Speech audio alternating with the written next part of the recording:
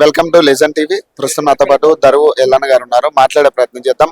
వేల గొంతులు లక్ష డప్పుల అంశానికి సంబంధించి ఏదైతే 7వ తారీఖున కార్యక్రమం చేపడతా ఉన్నారు, ఇది అనుమతి ఇవ్వట్లేదంటూ కూడా ఒక నోటీస్ అయితే జారీ చేయడం జరిగింది. దీని గురించి మాట్లాడదాం అన్న. ప్రధానంగా ఈ అనుమతి నిరాకరించడం మీద మీరేం ఇస్తారు? అనుమతి తప్పకుండా ఇస్తారు. ఎందుకంటే గతం నుంచి చారిత్రకంగా మాదిగలు ఏ పోరాటం చేసినా కూడా ఎక్కడ హింసాత్మక సంఘటనలు చెలరగలేదు.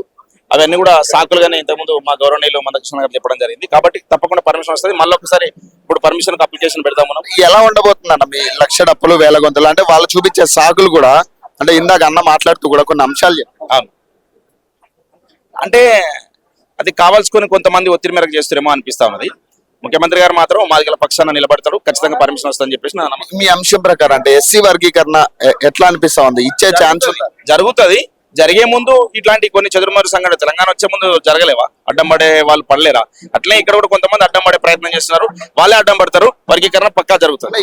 ఇది కేవలం మాలలు ఆపించే ప్రయత్నం చేస్తున్నారు అనుకోవచ్చు. ఉండొచ్చు అనిపిస్తుంది, ఉండొచ్చు అనుమానం అనిపిస్తుంది. చూద్దాం.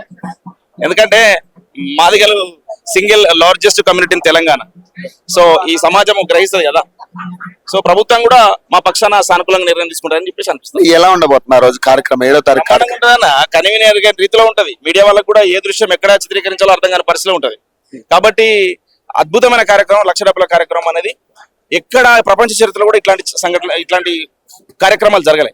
ఇంత పెద్ద కార్యక్రమం జరగడాన్ని తెలంగాణ యావత్, ఒక మాదిగ సమాజమే కాదు, యావత్ తెలంగాణ సమాజము, ఈ తెలుగు సమాజం కూడా ఎదురు చూస్తా ఉన్నది. ఇది ఎట్లా జరుగుతుంది ఈ కార్యక్రమంలో మేము ఇన్వాల్వ్ అవ్వాలని చెప్పేసి ఎదురు చూస్తా ఉన్నారు. బ్రహ్మాండంగా జరగబోతున్నది. ఇది సక్సెస్ అవుతుంది, గ్రాండ్ సక్సెస్. వ్యతిరేకించే వాళ్ళకి, మీరు వ్యతిరేకించే వాళ్ళు ఓడిపోతారని ఎప్పటికైనా కానీ, వాళ్ళు రాజ్యాంగ వ్యతిరేకులు వాళ్ళందరూ కూడా. కాబట్టి వాళ్ళు ఓడిపోతారు. ధర్మమే గెలుస్తుంది. నీతిగా నిజాయితీగా మందకృష్ణ నేతృత్వంలో జరపతల పెట్టిన ఈ లక్ష డప్పుల కార్యక్రమం బ్రహ్మాండంగా సక్సెస్.